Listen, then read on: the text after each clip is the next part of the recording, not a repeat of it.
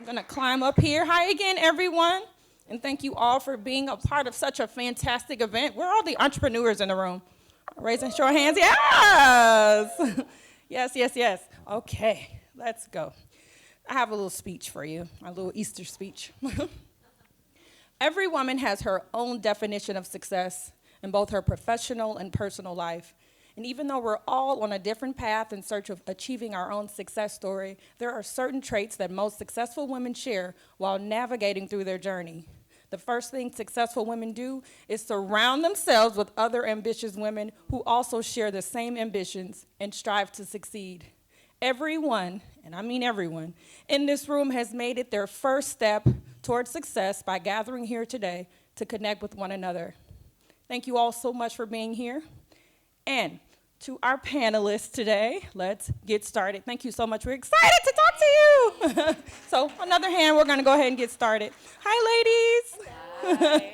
Let's dive in. So my first question, we all wanna know, how did it start for you and what inspired you to lead this pathway to success? I think that for me personally was growing up in what was back then a communist country. I grew up being told what to eat, how much to eat, when you should have gas, electricity, things like that. My mom was a single working mother, so I don't know if she tried to, but by default, she instilled in me that I shouldn't depend on anybody at any point. I need to make my own path. So that was a fire that got lit up from, behind my butt since I was a little girl. And then what set out the cosmetics company that I'm creating right now was being in my mid-30s, I realized that makeup wasn't sitting the same way, and I was more interested in getting benefits for my skin than just piling on makeup. And I noticed that a lot of the companies that were making claims were not substantiated. I've learned that as a consumer, if a company's making claims, you can request a copy of those claims. How did you realize that 90% of your women noticed X? Is it your mom, grandmother, aunt in a basement, and 9 out of 10? So I realized when I was inquiring and I was asking for these claims, nobody would get back to me. So it felt very disheartening, and I realized, I want to set out and create something that is better and it's more empowering. So that's it's a combination of the two for me. Wow. Journey. So beautiful. I too grew up with a single mom, so it taught me how to work hard. Anybody else grow up in a single? Yeah, you get it. But I'm from the Midwest, originally from Minnesota, and I started my journey when I was just 23. At that time, I was working multiple jobs. I was a nanny, I was a massage therapist, worked for a plastic surgeon, and I was getting up at about 5 a.m., leaving my house, commuting to work, clocking in, working all day, leave work. I felt like I had to shake it off, all the negativity from working for someone else. And I remember thinking to myself, is this it? Is this life? Is this just what we do? Do we work Monday through Friday? And finally it's like Friday is like, oh, I can finally be myself and do what I want. And I would just pray every night, there's gotta be a better way. There's gotta be a solution for me. And that's when I found network marketing. I found a great health and wellness company that I truly believed in. I found residual income, a way to make money while you sleep. And I'm like, okay, this is it. I know how to work hard. Now I just need to learn how to serve people and how to build business. And so I started that, and I never looked back, and have been doing it for 9 years now. So. Wow, good for you.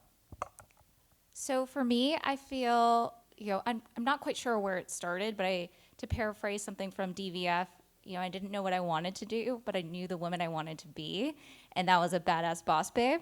So for me, it's always been how do I slowly work my way to that? And I think it's taking what I'm good at. So, math has always been my thing. And I, turned that into a green accounting, and then sought to work for a startup company because I like to solve problems and be at the ground floor of something. So if I'm gonna work 110%, I wanna be at a company where I can see that and grow really fast and be able to do something more than just finance. So that was my first career, where I actually worked at a startup in health and wellness. We created posture apparel, and I did the books, and then that turned into being head of HR, which was I was also backup customer service. I did everything, and it was great, and there was a lot of learning, but ultimately I wasn't passionate about it. And so for me, my next step in my career was to find something that I'm passionate about where I can apply my skills. And my husband, my boyfriend at the time now, he moved up to LA to start his startup. So I figured this is my opportunity, and I'm going to apply to a ton of fashion companies, and I'm just going to be so narrowly focused and just go for it. And through a series of introductions, I ended up interviewing with the COO at Clique, which most of you guys know as Who, What, Where. And, you know, I'll never forget when she walked into the interview, she just came in wearing a white suit with a neon green shirt, looking like a badass boss babe. Yeah. With her, like, everything about her was impeccable. I was like, that's who I want to be. I want to be this woman. Like, I need to work at this company. And so, you know, I came in as accountant, and I've been there for about 7.5 years, and I've worked my way up from accountant to director to VP to SVP to CFO. Whoop, whoop, whoop. And it's just through a lot of hard work. So that's, you know, I still feel that I'm on this journey to become this boss babe, and I'm going to keep at it. Yes. You know what I love listening to your stories is I love how there was a female influence for each of you who inspired you, who pushed you, you know, maybe a little bit more than maybe you wanted to be pushed, you know, and to navigate from being influenced to now being the influencer, you know, what would you say your superpower is today? My superpower today, being an essentialist. I think that's really important. And I read this really powerful book by Greg McKeown, I think that's his name, about essentialism. And especially when you create your own brand, you have to do everything at first. You have to be the content creator, you have to be the CFO, you have to be the salesperson, the software engineer, you have to be everything. But the problem with that's not a long-term play. You will run into issues. You cannot physically, mentally, spiritually do everything. So my superpower has been to have a narrow focus, be able to divide my tasks into what should be done versus what I'd like to have done. And I think that's very difficult. And to get a startup to become a multi-million, potentially billion-dollar company, you have to be able to do that. Otherwise, you do it all and none of it good. So good. That's an incredible book. That book changed Right? my life. Essentialism. If you guys haven't read it, Yeah. please read it. So good. I would say my superpower is staying grounded in my faith. It will just be so transparent here in this room. I came from nothing and became a millionaire when I was 26 years old. And you can easily lose yourself in the stuff, in the status. So something for me, every single day, I've made it, you know, my discipline to always, whatever it is for you, me, it's God, to stay in my faith. And make that a priority, because that allows me to create, it allows me to expand, it allows me to do things for the right reasons, be creative when you connect with the source. So I would say definitely that is my superpower, to be bold as a lioness, right? For sure, so. I would say that my superpower is perseverance. I don't easily give up. I basically, you don't fail unless you give up is sort of how I've been looking at a lot of things. So, you know, that propels me because in business, you will get knocked down a lot. And so as long as you have the perseverance, you will keep going and you will achieve the dreams that you want to. Beautiful. So inspiring. So inspiring. Okay, my next question. As we can see it, there are different paths to success, right? What I see as a common trait is the passion that each of you have. Let's talk about how you found that passion and how you use it on a daily basis. How did you know what you were good at? How did you know what you were really passionate about? You had influence, but how did you know? What was that defining moment for all of you? Actually, for me, it was never about figuring out what I'm good at. Because I grew up with not having a steady, like an anchor in my life, I always kind of had to look left and right, kind of looking for that anchor. And I don't think that enabled me to, at any given point, be, oh, I'm really good at this. What happened for me is that I decided what I wanted to be good at. I am not the sharpest tool in the shed. I'm not the most colorful crayon in the box. I'm not a very creative person, but I can guarantee you that I will outwork just about anybody. And I have decided that, I'm not creative, but I could be.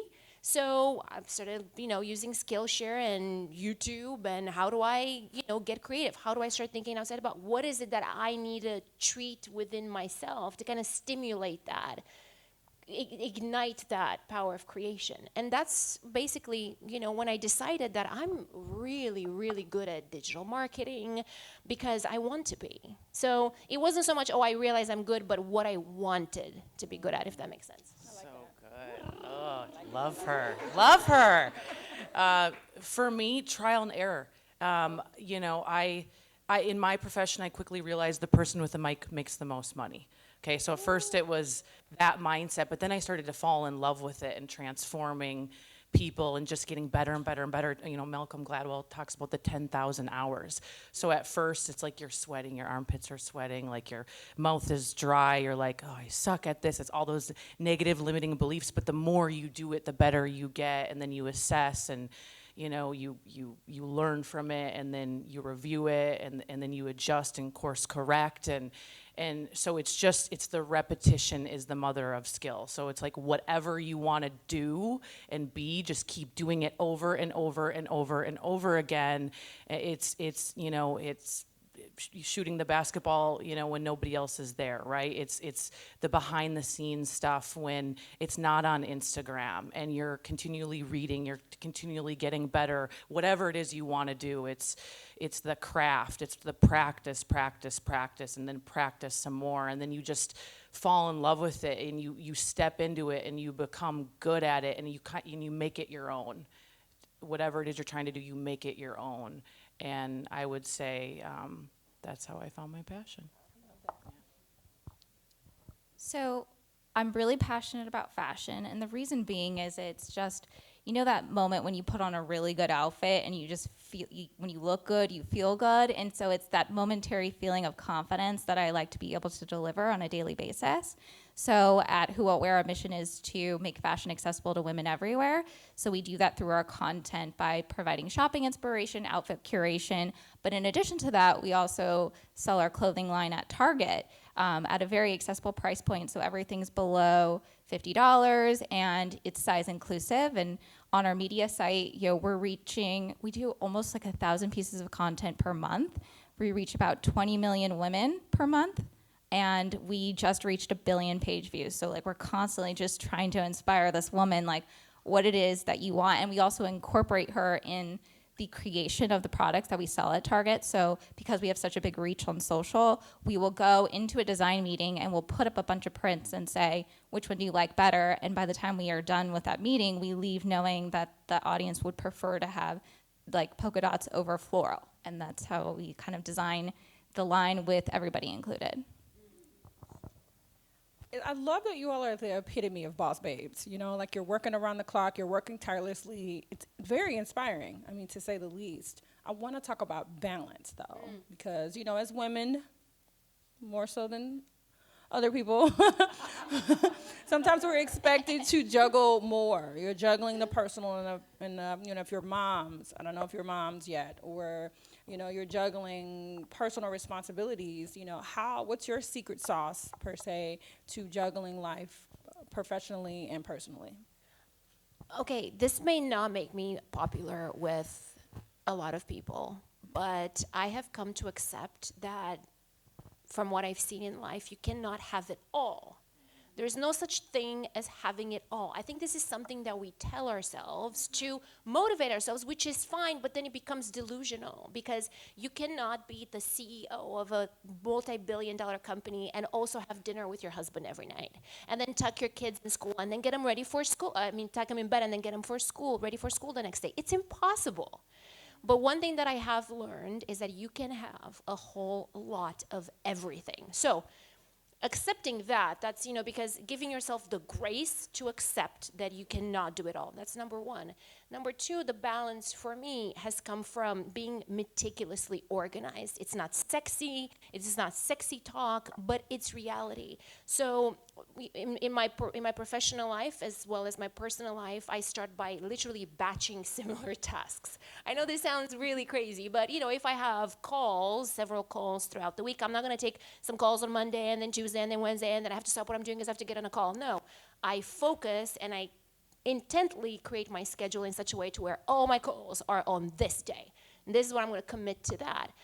Another thing too is time batching is very important. You know, if I decide, you know what, I really want to make dinner for my lovely husband over there tonight, I can't do dinner and also respond to emails and also take this call from my mom who needs care and all this. So, you know, I have to put my phone away and dedicate myself solely to this one task for the next 40 minutes. So I feel like it's task batching, it's time batching. I think that's really important. And as you create your tasks, whatever it is, personal, business, you focus solely on that one task at a time. And if you guys are not familiar with things like the Pomodoro technique, I just highly encourage you to look it up. And it will explain more, but that's basically what I found really gives you that balance, because it allows you to do a couple more things into your day that are done right. So in a sense, you're prioritizing everything in life. Everything. It's prioritizing, like I have to put down on a calendar, it's, you know, sexy time. I have to put it down, because listen, I will get carried away. You have 32 minutes. Yes. So, no, like 31 and a half, go. Oh my God. But it's life. Yeah, it's, you know, I love that you say that. There is an illusion out there. You can have it all. Do you want to be half-assed at everything then? Exactly. You know, we're being honest up here.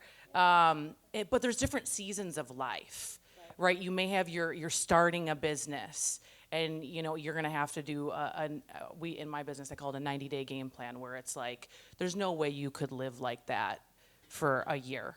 You know, so there's different seasons of life, and so I think it's really important to know that, and different levels. Like for the longest time, I was doing everything. I was going to the grocery store, and I was going to the dry cleaners. Now I have a full-time assistant that does that. I have a digital assistant. I have all kinds of assistants and a whole team, and I've got my camera guy here, and this whole team. But we had to work to that point.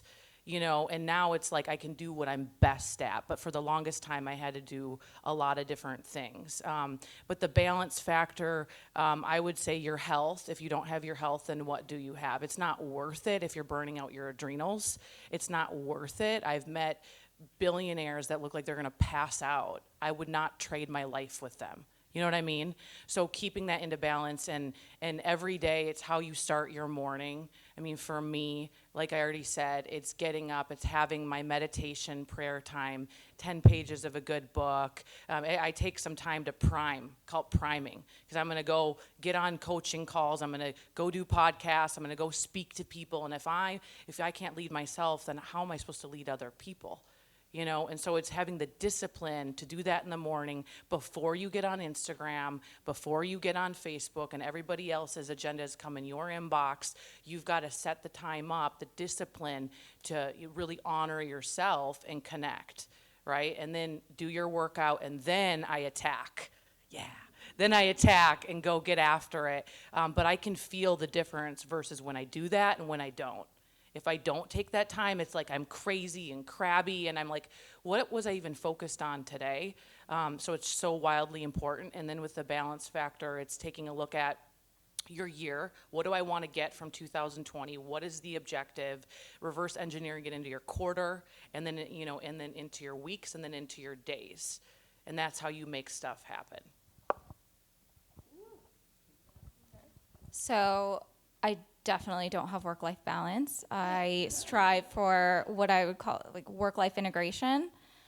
So it's really just like bringing my whole self to work and taking it home with me. So everything about my life is intertwined. I'm like the CFO of Clique, which is very much part of my identity, which is part of my how I choose friends. It's my husband's the founder. So it's just like a lot of it just like comes together in my life so that it's like one and the same. But yes, the idea of balance is a fallacy in my opinion.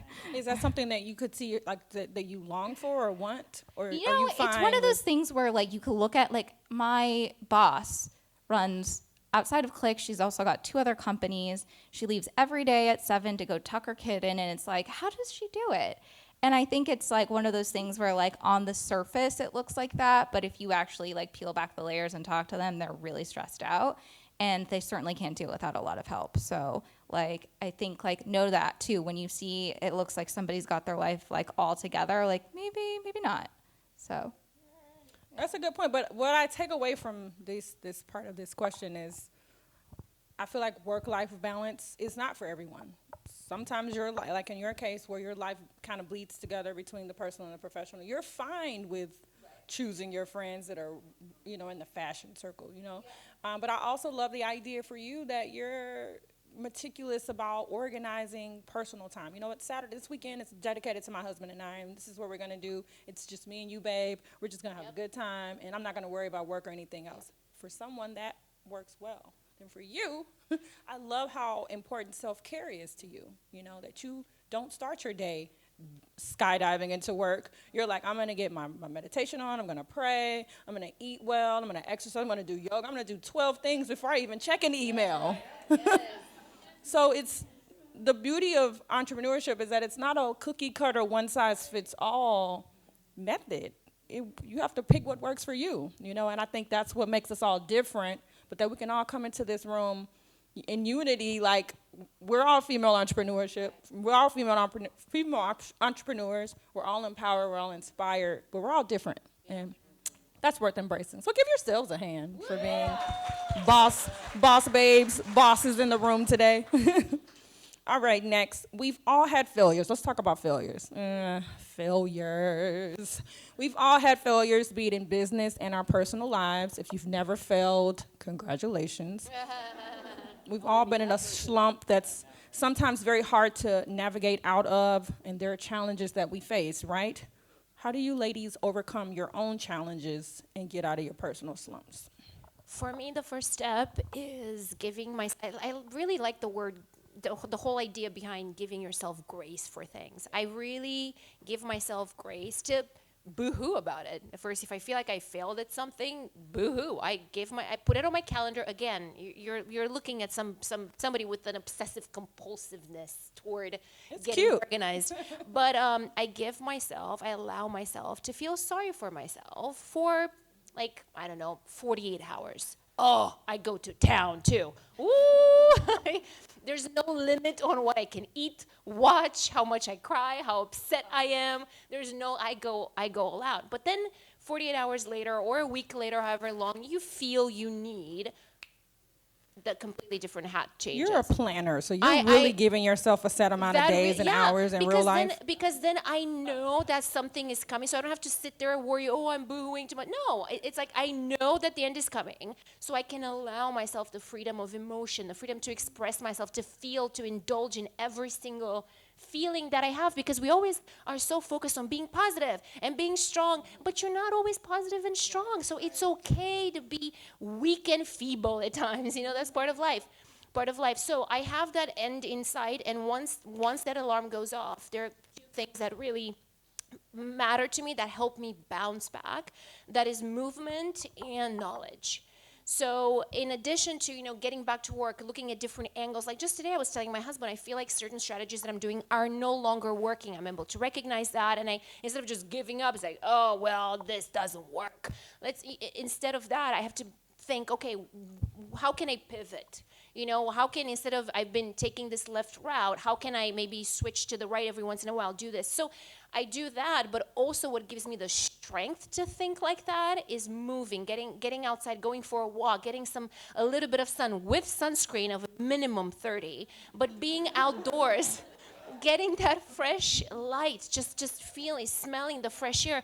93% of us nowadays are living most of our lives indoors. So our evolution didn't come like that. So, we have to kind of go back to the roots, get some fresh air, but also knowledge, in my opinion, not just my opinion, like a bunch of very smart people have said, that it's not just power, it's very empowering. So I find myself being extra motivated and with the extra fuel to bounce and come up from my failures if I feel like I'm learning anything. Like, it doesn't have to even pertain to my field or the vertical that I'm in or failing at that moment. It's anything. If I feed my mind and I take care of my body and go outside a little bit, I have the fuel to, like I said, pivot, figure out how can I re-strategize to bounce back.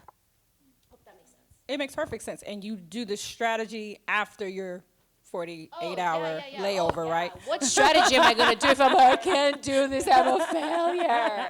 No, I need to be boss babe. You know, like I got this. Pull your big girl pants on. Hour 49, then you boss back. Yes, hour 49. Like I got this. So good. Yeah, so many failures. I'm sure we've all had so many failures, and they're just lessons, though. I mean, if you really learn from it and course correct, it's a true lesson. But there is those times in life where it just sucks. This past year, I went through a death. One of my really good friends lost her daughter, and it crushed me. And what I realized from the pain, and we've all been in pain, lost a relationship, lost someone, financial struggle, whatever, when you're like on the ground and you can't get up. What I realized through it is you can either be broken or you can be broken open, and use the pain and you turn it into something good. And it's okay to feel it, and it's okay to be in it, and it's okay to mourn, it's okay to be pissed off, and all the emotions we all feel. But are you gonna live there, and how long are you gonna stay there for? Are you gonna become a victim or a victor? And that's the choice that we all have as women. And so, I use so many different things to raise my frequency, raise my vibration, from, eating, high vibing foods, to cleansing, to reading good books, to listening to positive music, affirmations, to who I hang out with. I'm so selective of who I hang out with. I mean, they've got to be positive people. Or I'm just not going to do it. And then getting outside, exercising is huge, and just being sure that, I'm not blaming other people, complaining, or justifying my way through life. But for sure, it's like, it's okay. We're all going to have it. It's like ups and downs and all arounds, and just don't live there. So for me, one thing I struggle with throughout my life is imposter syndrome. So if you're not familiar with that, it's the little voice in your head that says that you can't do it. But I think particularly it came into play when there was a series of events that happened in 2018 that just sort of snowballed all at once and seriously threatened the future of the business. And so it was in that moment where I really took it on myself and felt like, wow, I may have failed. And I, just like you guys said, I sat and I gave myself a pity party, and then I was like, okay, I'm over this now, I need to fix this. And really on fixing the problems for the business, part of that was fixing me. It was really understanding what are my limiting beliefs that are preventing me from, moving forward this company or moving forward myself. And I think through fixing what I was going through personally, I was able to get out of my own way and really start playing big. And I think that's so important. There's actually a book called Playing Big by Tara Moore, which I would highly recommend if you ever suffer with imposter syndrome. But yeah, so, it's really just about once you have something that you failed at, what can you do to learn from it so that you never repeat it again is the advice that I would give you. You ladies are strong women, incredible, amazingly talented women of virtue who are on this panel today. And anybody ever see that meme that says, are you going to cry about it or are you going to boss up? And it says, first of all, I'm going to do both. Yes. You have to do both sometimes. Yeah. Sometimes you have to cry. Sometimes you have to have your pity party. But if today is a reflection of a great strategy, is to get with like-minded women like these women, get in some groups, attend events like this. Shout out to Alina for putting this on today. But attending events like this so that you're not crazy. You know that how you're feeling is normal. It's normal to have a bad day, a bad week, a rough patch when your personal affects your professional. I'm dealing with this over here personally. I can't even think about that business right now. And that's totally okay. And I thank you ladies for being so transparent with us today. So, I'm just going to pause right there just to say thank you. Okay, my next part here. Your stories are so fascinating. Take us behind the scenes. Tell us about your daily routine, and let's talk about what it's like spending a day in your shoes. Okay, how many people here believe that I have a bulletproof routine, morning and night? I mean, Oh, I believe that. I, Top to 6 a.m. to 10 p.m. Absolutely. I think you have every hour accounted for. I'm gonna be. I think it's one of the keys for my success. It's being organized. Now, not to be confused with I'm like super boring and I never venture out. And trust me, I'm a handful. He'll tell you over there. And I go crazy. I'm like, oh my god, we could totally do this. Like it's just. But for the most part, I like to be very regimented. So behind the scenes, if I started. I'm going to school now at night too because I really want to learn everything there is about skin. So the days when I'm going to school, I wake up at 6. If it's a day when I'm not going to school, I like to wake up 4:45, 5 o'clock. I like to get up when everybody else tends to sleep. I never, and I mean never, get out of bed without telling myself that it's going to be a hella good day today. Oh my, and I believe it. It's not just I'm saying it or I'm thinking it, I believe it with my core, like I'm getting goosies on my hands and my legs, and I'm like, oh, today is going to be amazing. I'm just kind of bringing that into existence. I tend to want to grab my phone, but I've been really good about grabbing it just to unplug it and then going to the living room. Don't look at it. No, but I do. I like to do like either Headspace or Calm the app and do like 10 minutes of just either listening to a sound if I feel one day, the other day just walking through a meditation. I had a hard time meditating because everybody said you have to stop the voices, and it's so crazy in here that I don't even know, like, even right now, there's like 5 people talking at the same time, and I'm like, everybody needs to cut. So What are they saying? like, no, but I have to think about it. I'm like, oh my God, well, this didn't work. I have to go home. So it's like, okay, I can't get it to stop, and sometimes it's okay to just listen to everything, and if you listen to everything, then it tends to kind of get a little more quiet. So if I feel like I have the strength to listen to everything that morning, I meditate with a meditation. I visualize. There's not one day that I do not visualize. If you were to tell me when I was, I don't know, 6 years old, and I was waiting in line in like the winter time of Eastern Europe, waiting in line for 4 hours for food. I said, I was doing this brow tutorial yesterday, and because I got a scar when they would shut off the lights and all that, I still cannot fill it with product to this day. So it's so frustrating. If you were to tell that girl that bumped her head because electricity got cut off in her house that one day she'll be doing this and be an immigrant in America and bring her family here and be on a stage and talk about success, I'd have said, you're crazy. Either that or you're smoking something that's like, I may not want to know, But I visualize every single day, and I visualize with a lot of power and intent. And after that, I do some crunches and some arm exercises, okay, I'm telling you, behind the scenes. And then I have my day fully organized, and I organize by must-do tasks, should-do tasks, things like that, and I get going. Do you work from home? And skincare routine. Okay. Skincare routine. My skincare routine is between visualizing and the crunches. Do you work from home or do you go into for an office the at a most certain time, yeah, we have a couple of offices. Sometimes if I feel like I want to get out of the house, yes, but sometimes it feels like, oh, I have so many things I need to film. I can't grab all the lights and everything, so I need to kind of stay at home. So it's a mix between the two. Okay. You guys wore out. No, I'm just kidding. Yeah, my weeks look different depending on if I'm traveling. Like next week I'm speaking in Tampa, I'm going to be on NBC, and then I'm speaking at a big event at night. So it's like when I travel, it's like travel day, go. It's like agenda, and everything is all tight. I have, someone who dresses me. I've got a team now. Again, back in the day, I did not have that, and I did it all myself. But when I'm home in Santa Monica, it's very much like you. I get up, not that early. Okay, I tried. I sleep 8 hours. I need 8 hours of sleep, and I am a night owl. I'm in the relationship business. I'm in networking. So it's like I am building relationships. I'm with people. So I fought that for a long time because I wanted to be a part of the 5 a.m. club. It just doesn't work for me. Okay, so I get up at like 7 a.m. and then I do my whole routine, the meditation, the water, the whole thing, prime myself, and then I don't get on the phone until 11 a.m. There's like a rule. Because I I'm better later. And again, it's all about knowing yourself and how you operate. But in the morning, I'll do the Instagram, Facebook, all that stuff. And how I get content is because, you know, when you're praying, you're asking, when you're meditating, you're receiving. And so it's like when I'm quiet is when I get all my content and I write it all out in the notes section of my phone.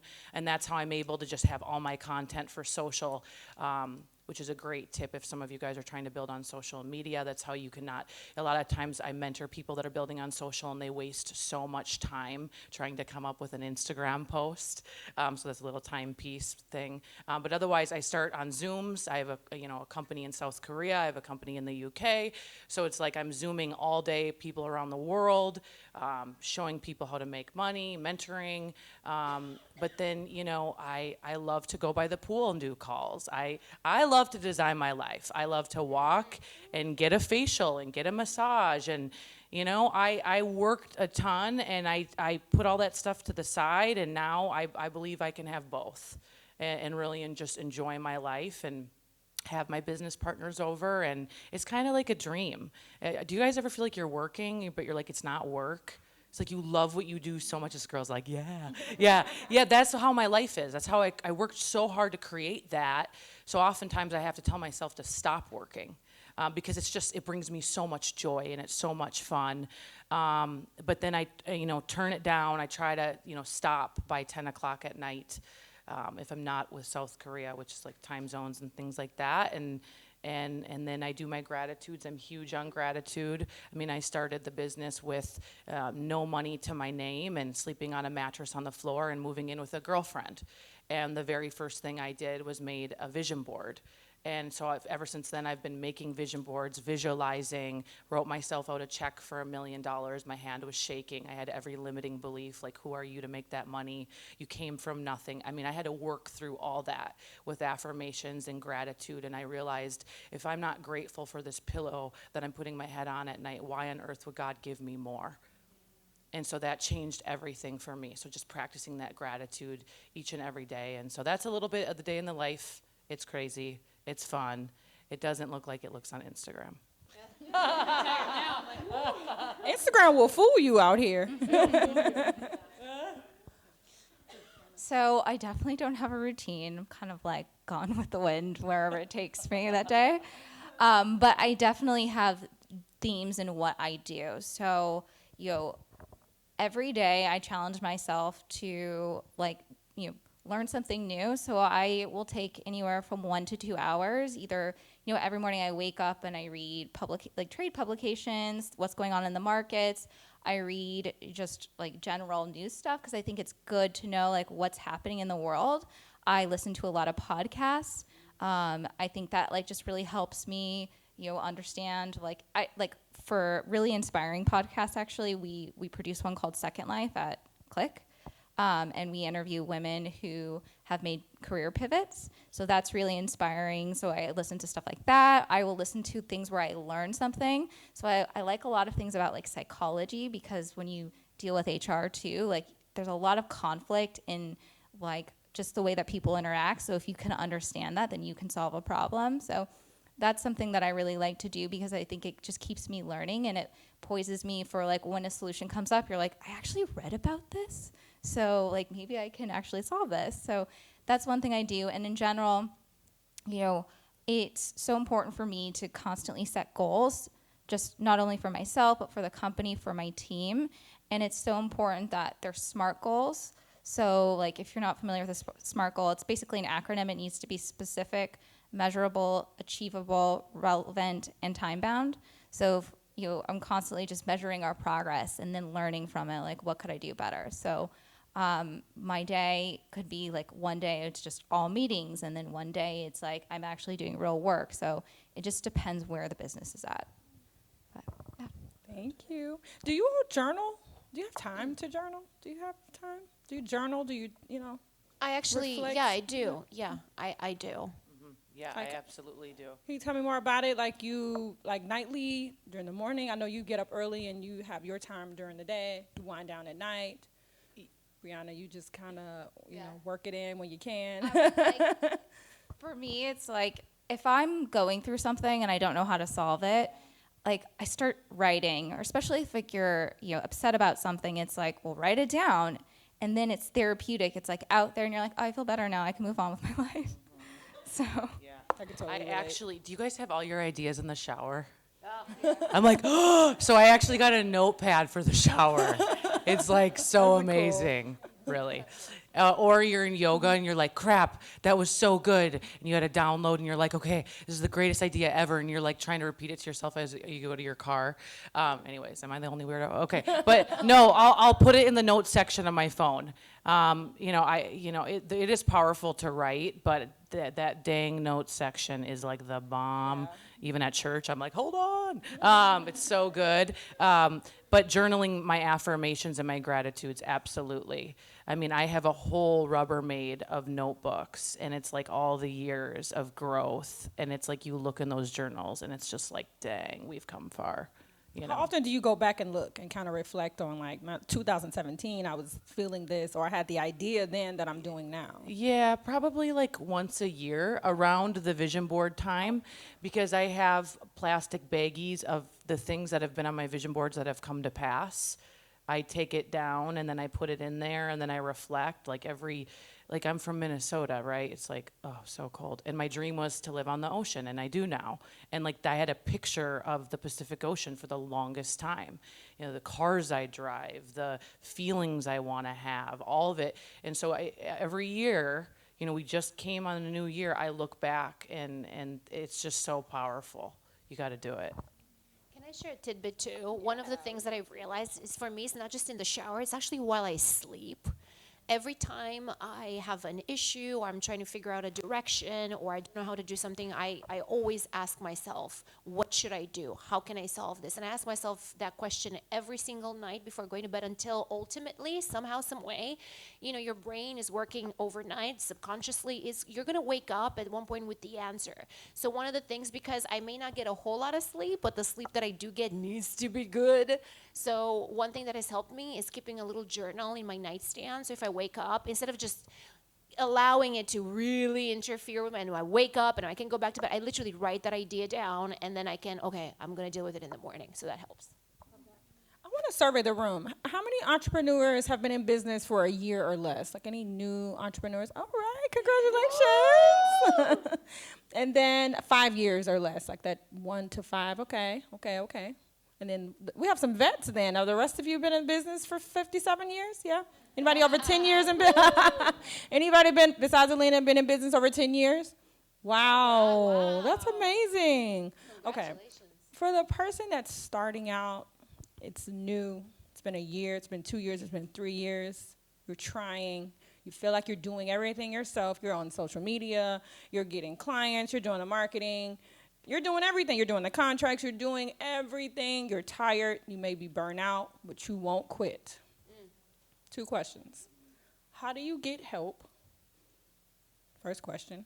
Second question, what advice do you have for that person who might be like, oh, this is tight. Maybe I want to quit my job. Maybe I don't know if this is what I want to do. Let's speak to that entrepreneur who might be in the room. I think that if you don't know what to do, the good old pros and cons list works every single time. You cannot jump into a business not knowing that this is exactly what you want to do, because guess what? There's going to be a lot of work, and the key word that you said is you have to do everything. I hate editing.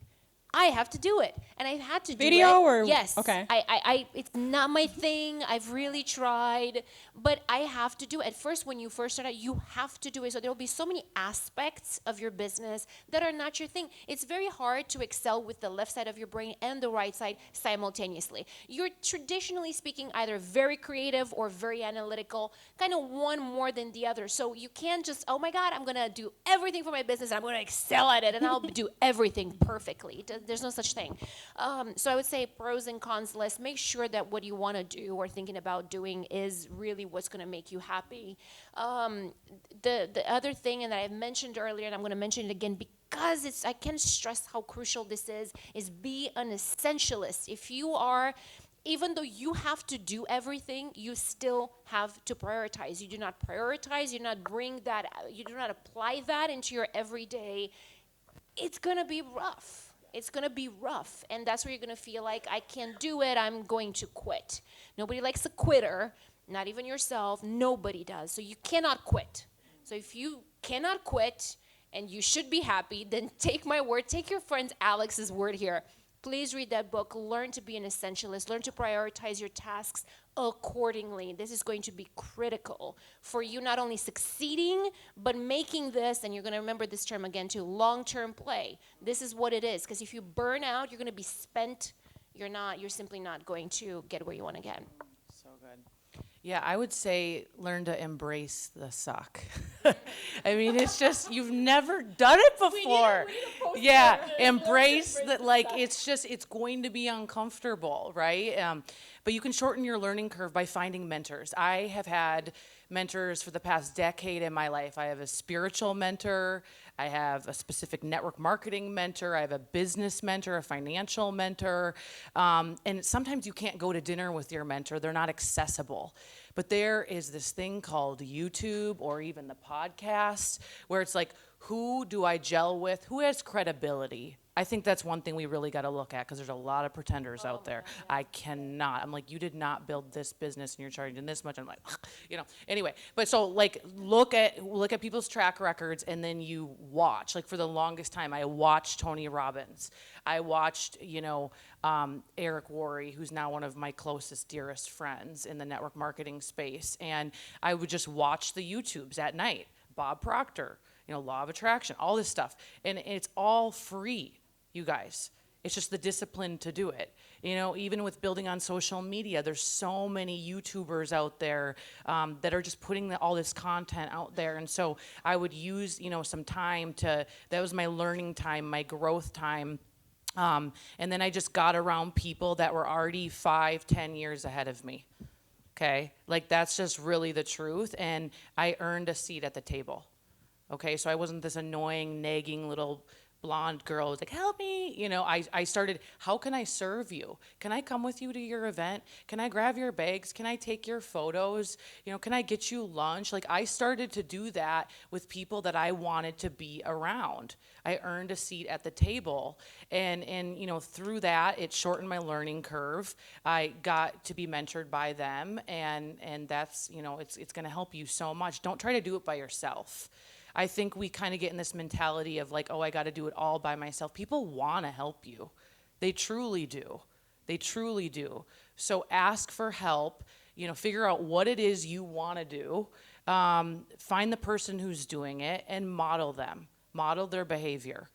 Okay? But again, allow yourself to suck, because you will for a long time at what you do, and you're going to get better and better and better at it, and eventually you're going to get to the level that the things you really hate you're not going to have to do, because you're going to hire someone else to do it.